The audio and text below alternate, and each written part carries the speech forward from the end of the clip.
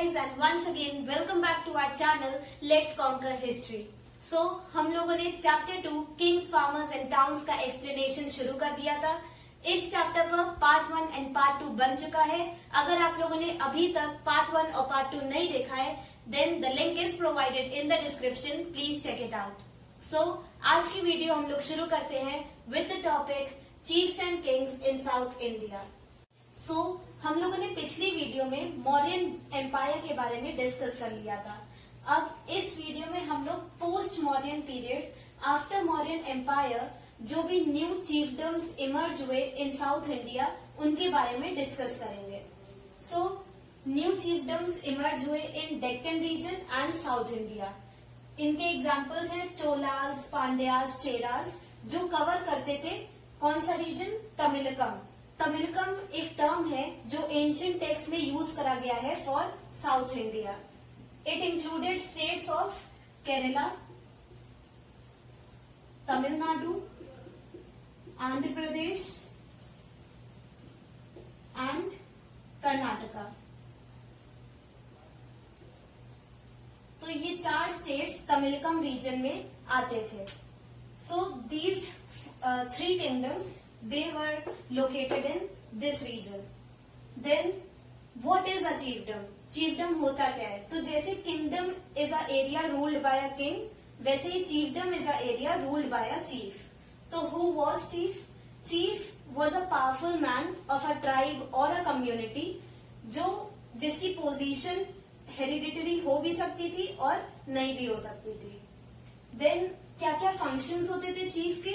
तो जो भी फंक्शन किंग के होते हैं इन अ किंगडम, वैसे ही वही फंक्शन परफॉर्म करते थे चीफ इन अ चीफडम. जैसे providing justice and solving dispute. जो भी कॉन्फ्लिक्ट्स होते थे विद इन द एम्पायर, उनको सॉल्व करते थे chiefs. Then performing rituals perform करते थे. And leadership in war. जो भी अटैक्स किए जाते थे ऑन नेबरिंग चीफडम्स, उनमें लीड करते थे chiefs. And at last, unlike kingdoms जहां पे किंग इम्पोज करते थे टैक्सेस और कलेक्ट करते थे ट्रिब्यूट्स फ्रॉम द सब्जेक्ट्स, उसके अगेंस्ट चीफडम्स में जो सब्जेक्ट्स होते थे वो खुद अपना डिवोशन और अपनी लॉयल्टी दिखाने के लिए अपने चीफ्स को डोनेशंस देते थे, गिफ्ट्स देते थे. तो ये एक मेन डिफरेंस है बिटवीन चीफडम एंड किंगडम. सेकेंडली, जो दूसरा डिफरेंस है वो ये है कि किंगडम्स में हम लोग पढ़ चुके हैं कि किंगडम्स में अब शुरू हो गया था मेंटेन करना परमानेंट आर्मीज और ब्यूरोक्रेसी, मतलब वो लोग मिनिस्ट्री भी अब अपॉइंट करते थे. पर चीफडम्स में हम लोग को रेगुलर परमानेंट आर्मीज नहीं मिलती हैं और मिनिस्टर्स भी वो लोग अपॉइंट नहीं करते थे. तो ये दोनों पॉइंट्स मेन डिफरेंस है बिटवीन किंगडम एंड चीफडम. नेक्स्ट, कौन कौन सी सोर्सेज है जो हिस्टोरियंस को हेल्प करती है टू रिकंस्ट्रक्ट हिस्ट्री ऑफ चीफडम? तो जो मेन सोर्स है वो है तमिल संगम टेक्स्ट. इसमें पोएट्स ने history of south India describe करी है थ्रू डिस्क्राइबिंग द चीफडम्स और उनके रूलर्स और उनका जो एडमिनिस्ट्रेटिव सिस्टम था. तो Tamil Sangam text they are a important source which help to reconstruct the history of south India. So हमारा नेक्स्ट टॉपिक है डिवाइन किंग्स. इस टॉपिक में हम लोग पढ़ेंगे कि किंग्स कैसे एक हायर स्टेटस क्लेम करते थे और अपने आप को पोर्ट्रे करते थे गॉड लाइक और गॉड के equal. So before starting the main points, हम लोग डिस्कस कर लेते हैं उन 2 मेन एम्पायर्स के बारे में जो इस पैराग्राफ में मेंशन करे गए हैं. So firstly Kushana empire setup हुआ था इन 1st सेंचुरी बीसी और उसने 200 इयर्स तक रूल करा from 1st century BCE to 1st century CE. Also, the areas covered under Kushanas included Central Asia और Northwest India. So, Northwest India में mainly आ जाएगा जम्मू एंड कश्मीर का part, and then Central Asia में पाकिस्तान का थोड़ा सा रीजन, एंड देन अफगानिस्तान. और जो भी कंट्रीज इंडिया के ऊपर लाई करती हैं जैसे तुर्कमेनिस्तान, उज्बेकिस्तान, कजाकिस्तान, ये सारी कंट्रीज सेंट्रल एशिया में इंक्लूड होती हैं. So Kushanas ruled over central Asia and north west India. Regions में डीप में जाने की जरूरत नहीं है. क्योंकि ये एम्पायर मेंशन किया गया था पैराग्राफ में, तो मैंने इसको 3 पॉइंट्स में सम अप कर दिया है। ज्यादा डिटेल में हम लोग को जानने की जरूरत नहीं है। Then what were the sources जो कि हिस्टोरियंस यूज करते हैं to reconstruct history of Kushanas? तो they include inscriptions, sculptures, coins and text. Next empire है Gupta empire, which was established in approximately 320 BC और it covered areas of Indian subcontinent। तो once again areas को हम लोग deep में cover नहीं करेंगे। And then जो sources historians use करते हैं to reconstruct history of Gupta Empire, they include literature, coins, inscriptions, sculptures, etc.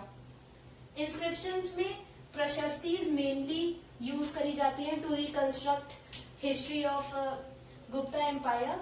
तो what are prashastis? Prashastis they are inscriptions. Inscriptions ही होती हैं, they are poems inscribed on a rock pillar और on a metal pillar. तो prashastis are composed by poets in praise of kings और patrons, और इनको metal pillar या फिर रॉक पिलर पर इंस्क्राइब कर दिया जाता था। So prashastis are a type of inscriptions only. Now we will discuss कि कौन कौन से वेज थे, कौन कौन से तरीके थे जिनसे किंग्स क्लेम करते थे हायर स्टेटस। तो दे इंक्लूड फर्स्टली स्कल्पचर्स और स्टैचूज जो कि इंस्टॉल करे जाते थे इन श्राइन्स और टेम्पल्स। फॉर एग्जाम्पल हमको स्टैचूज मिलते हैं कुशाना रूलर्स के which are installed in shrines at Mat. Mat एक रीजन है which is situated near Mathura in UP, और जो श्राइन्स लोकेटेड है इन अफगानिस्तान। तो इन टेम्पल्स में हमको कुशाना रूलर्स के बड़े बड़े स्टैचूज मिलते हैं जो ये इंडिकेट करते हैं कि Kushana rulers wanted their subjects to worship them as god. तो वो अपने आप को गॉड लाइक पोर्ट्रे कर रहे थे। Next, kings adopted grand titles, जैसे कुशानास खुद को देव पुत्र बुलाते थे which meant son of God. Historians का मानना है कि Kushanas were inspired by Chinese rulers जो अपने आप को सन ऑफ हेवन बुलाते थे। So they adopted grand titles to portray themselves as great and belonging to a higher status. Next, coins भी यूज किए जाते हैं टू आइडेंटिफाई कि किंग्स कैसे अपने आप को पोर्ट्रे करते थे before the subjects. For example हम लोग को कुशाना कॉइन्स मिलते हैं जिसमें एक फेस पर कार्विंग मिली है हमें किंग कनिष्क की, और उसी कॉइन के दूसरे फेस पर हमको गॉड की कार्विंग मिली है, गॉड के एक स्टैचू की कार्विंग मिली है।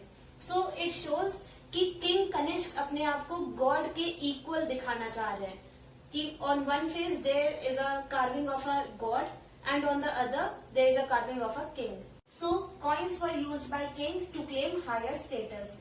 नेक्स्ट, प्रशस्तिज। प्रशस्तिज की डेफिनेशन हम लोग कवर कर चुके हैं। सो इस पैराग्राफ में जो मेन एग्जाम्पल दिया गया है प्रशस्ति का वो है प्रयाग प्रशस्ति, जिसका सेकेंड नेम है इलाहाबाद पिलर इंस्क्रिप्शन। ये प्रयाग प्रशस्ति 1 मार्क्स क्वेश्चन के लिए बहुत इंपॉर्टेंट है, बहुत ज्यादा पूछा जाता है। So Prayag Prashasti as the name suggest it is located in Prayag which is also known as Allahabad, और it was written by Hari Sen. Hari Sen एक संस्कृत पोएट है, बहुत ज्यादा फेमस संस्कृत पोएट है, और he was also a court poet of Samudragupta. Then Hari Sen ने प्रयाग प्रशस्ति लिखी थी इन praise of Gupta ruler Samudragupta, और इस प्रशस्ति में वो समुद्रगुप्त को कंपेयर करते हैं with gods like Yama who was the god of death, then Kubera who was the god of wealth, Indra who was the god of war and rain, और Varun who was the god of air। तो इस प्रशस्ति से जो poet है वो समुद्रगुप्त को portray करते हैं like a god equal to god. So in these ways kings try to claim a higher status और अ गॉड लाइक स्टेटस। अब हमारा नेक्स्ट टॉपिक है perception of king among subjects. जो प्रजा थी, जो सब्जेक्ट्स थे, वो अपने किंग के बारे में क्या सोचते थे। What was the relationship between the king and his subjects. So अब हम लोग ये डिस्कस करेंगे। तो क्योंकि उस पीरियड में जो लिटरेसी थी वो मेनली एलीट सेक्शन में कन्फाइंड थी, तो हम लोग को कॉमन पीपल, ऑर्डिनरी पीपल द्वारा लिखे गए कोई टेक्स्ट नहीं मिलते हैं विच डिस्क्राइब देयर एक्सपीरियंसेस और थॉट्स। इसलिए हिस्टोरियंस इनडायरेक्ट एविडेंसेस को देखते हैं to understand the thoughts and experiences of common people. तो historians examine stories of Jatakas and Panchatantra. Panchatantra हम सब लोग जानते हैं, it is a collection of stories written by Vishnu Sharma, and Jatakas it is also a collection of stories, but it was written in Pali and it was written in first millennium CE. इन दोनों में, जटाकास और पंचतंत्र में, जो स्टोरीज है वो mainly based है on experiences and thoughts of common people. इसलिए historians इनका यूज करते हैं to understand the relationship between king and common people. So in stories से हिस्टोरियंस कंक्लूड करते हैं कि जो रिलेशनशिप थी between kings and subjects, specially जो रूरल पॉपुलेशन थी, इनके बीच की जो रिलेशन थी वो स्ट्रेन्ड थी, टेंस थी, इतनी ज्यादा अच्छी नहीं थी। क्यों? क्योंकि किंग्स मेनली इम्पोज करते थे टैक्सेस और कलेक्ट करते थे tributes from people, from subjects to increase their treasury, मतलब अपने रेवेन्यू को इंक्रीज करने के लिए वो इम्पोज करते थे टैक्सेस। पर ये टैक्सेस जो सब्जेक्ट्स थे, स्पेशली जो कल्टीवेटर्स और फार्मर्स थे, उनके लिए एक बर्डन था। तो इसीलिए इन दोनों की रिलेशन टेंस थी, इतनी ज्यादा अच्छी नहीं होती थी। फॉर एग्जाम्पल इस पैराग्राफ में एक स्टोरी बताई गई है फ्रॉम गंदा तिंदु जटाका, जिसमें रिलेशनशिप बताई गई है between a wicked ruler, a cruel ruler and his subjects. तो इसमें जो रूलर है, जो राजा था, वो एक दिन डिस्गाइज में अपनी प्रजा के बीच में जाता है टू नो कि लोग उसके बारे में क्या सोचते हैं। तो वहां पर वो देखता है कि लोग उसे कर्ज कर रहे हैं और वो लोग अपनी मिजरीज, अपने दुख को शेयर कर रहे हैं और बोलते हैं कि सुबह हम लोग को टैक्स कलेक्टर्स लूटते हैं और रात को हम लोग को चोर अटैक करते हैं। तो इससे हमें पता चलता है कि जो रिलेशन था between kings and rural population वो स्ट्रेन्ड था। नेक्स्ट हमारा टॉपिक है strategies to increase agricultural production. तो कौन कौन सी न्यू स्ट्रैटेजीज फार्मर्स यूज करते हैं to increase agricultural production. So firstly ploughs were used. इस पीरियड में प्लाउ का यूज किया जाने लगा था in Ganga valley under cultivation. तो अब कल्टीवेशन के लिए प्लाउ को यूज किया जाने लगा था for plugging the land. Then iron tipped plough share भी यूज किया जा रहा था, but in areas receiving high rainfall. तो जिन एरियाज में हाई रेनफॉल होती थी वहां पर आयरन टिप्ड प्लाउ को यूज किया जाता था क्योंकि ये ज्यादा इफेक्टिव था। देन ट्रांसप्लांटेशन, एक न्यू टेक्निक अब फार्मर्स यूज कर रहे थे फॉर राइस कल्टीवेशन और इसे कहा जाता था ट्रांसप्लांटेशन। तो इस टेक्निक की वजह से गंगा वैली में राइस प्रोडक्शन बहुत ही ज्यादा बढ़ गया था। नेक्स्ट यूज ऑफ हो। इन हिली एरियाज अब हो को भी यूज किया जाने लगा था for cultivation. Hoe is a tool use for cultivation और ये मेनली यूज किया जाता था in north east and central India जहां पर हिल एरियाज हैं। And last use of irrigation. Irrigation एक मेन रिक्वायरमेंट है इन कल्टीवेशन ऑफ क्रॉप्स। तो न्यू स्ट्रक्चर्स बनाए जाने लगे थे to facilitate irrigation. So water from wells और टैंक्स तो यूज किया ही जाता था इरिगेशन करने के लिए, बट अब कनाल्स भी कंस्ट्रक्ट किए जा रहे थे टू फैसिलिटेट इरिगेशन। तो कनाल्स मेनली किंग्स और जो इन्फ्लुएंशियल और वेल्दी पीपल थे वो लोग बनवाते थे। So these were the 5 techniques which were used to increase agricultural production. इसमें एक इम्पॉर्टेंट टर्म है transplantation which is asked in 1 marks question. तो इसकी डेफिनेशन पूछी जाती है। सो ट्रांसप्लांटेशन मेनली एक टेक्निक है which was used in rice production और इसमें सीड्स को पहले एक फील्ड में सो कर दिया जाता था एंड देन लेटर ऑन जब उसमें सैपलिंग्स ग्रो हो जाती थी तब इन सैपलिंग्स को निकालकर एक न्यू वाटर लॉक्ड एरिया में सो करा जाता था। So it help to increase rice production mainly in Ganga valley. Now our next topic is differences in rural society. So अब हम लोग डिस्कस करेंगे कि क्या इस पीरियड में रूरल सोसाइटी में कोई डिफरेंसेस, सोशल या इकोनॉमिक डिफरेंसेस एग्जिस्ट करते थे या नहीं। सो इस चैप्टर में हम लोग सोशल डिफरेंसेस डिस्कस नहीं करेंगे, हम लोग इकोनॉमिक डिफरेंसेस पर फोकस करेंगे। सो क्योंकि इस पीरियड में एग्रीकल्चरल प्रोडक्शन बढ़ रहा था तो उसके जो बेनिफिट्स थे वो अनइवनली डिस्ट्रीब्यूटेड थे, इक्वली डिस्ट्रीब्यूटेड नहीं थे इन सोसाइटी। इसकी वजह से इकोनॉमिक डिफरेंसेस अब इमर्ज हो गए थे इन rural society, which resulted in emergence of different categories of people in society। जैसे बुद्धिस्ट टेक्स्ट में हमें मेंशन मिलता है different categories of people in rural society. For example landless labours, ऐसे लोग जो लैंड ओन नहीं करते थे और दूसरों के फार्म्स पर काम करते थे। देन स्मॉल पीजेंट्स, वो फार्मर्स जो बहुत स्मॉल पीस ऑफ लैंड को ओन करते थे। एंड गृहपतिज, गृहपति का लिटरल मीनिंग है owner of the house.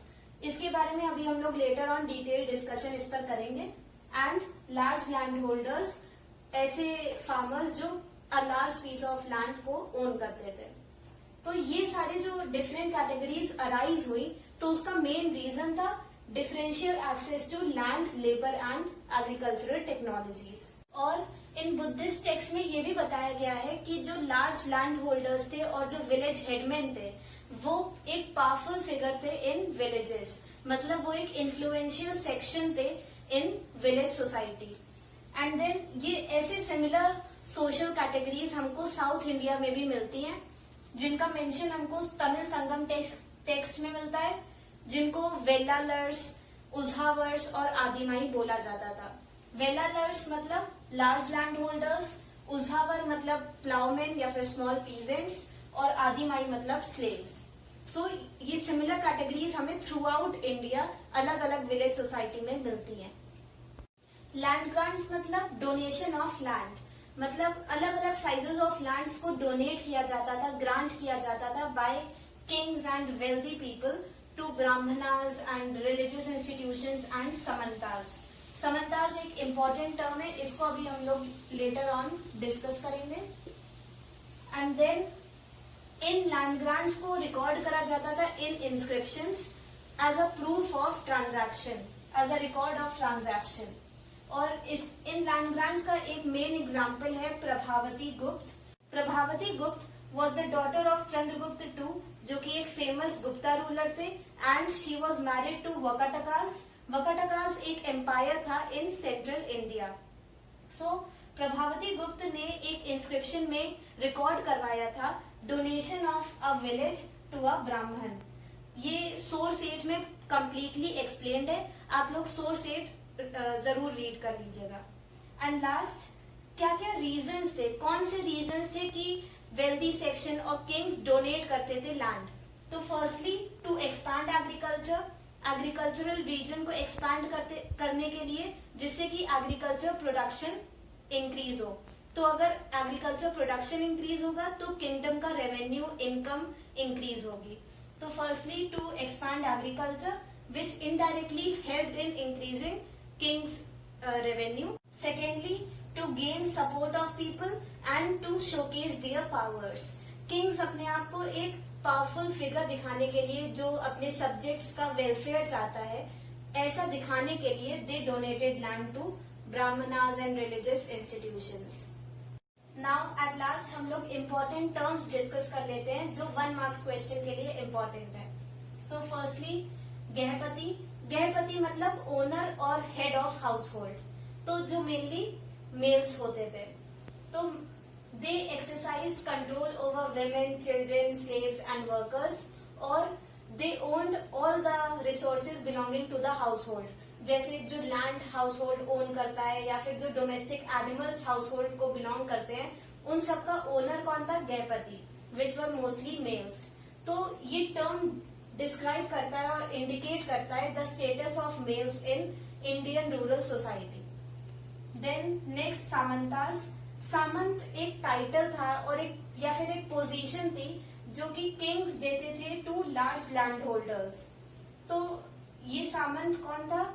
Samant large land holders होते थे जो एक आर्मी भी मेंटेन करते थे, और सामंत अपनी लॉयल्टी, अपना डिवोशन किंग्स को दिखाते थे, और जब भी जरूरत होती थी किंग को तो वो अपना मिलिट्री सपोर्ट रूलर्स को देते थे। सो सामंत को किंग्स एक large piece of land donate कर देते थे to sustain themselves. So Samanta system mainly develop हुआ during 6th century under Gupta empire. इसकी डिटेल में जाने की जरूरत नहीं है, बस आप लोग हर टर्म का डेफिनेशन देख लीजिए। And last agrahara. अग्रहार जो हम लोगों ने अभी लैंड ग्रांट पढ़ा, तो जो लैंड ग्रांट करी जाती थी उसको अग्रहार कहते थे। So Agrahara was the land granted to a Brahman. और जिसको लैंड ग्रांट करी जाती थी, जैसे ब्राह्मण इन दिस केस, तो उन ब्राह्मण्स को इस लैंड पर कोई टैक्स या फिर कोई दूसरे जो रेवेन्यू पे करना होता था टैक्स किंग को, वो टैक्सेस ब्राह्मण्स को पे नहीं करने होते थे। और बहुत बार उनको ये भी राइट मिल जाता था to collect taxes from other people in the region. So the person to whom the land was granted, he was exempted from paying taxes and other dues to king, and he was also given the right to collect taxes from other people. So आज की video यहीं पर खत्म करते हैं। अगर आपकी कोई क्वेश्चंस, कोई क्वेरीज हो, then you can ask your question in the comment section. If you all found my video really helpful, then do like, share, subscribe and comment on my channel. Till then, bye bye.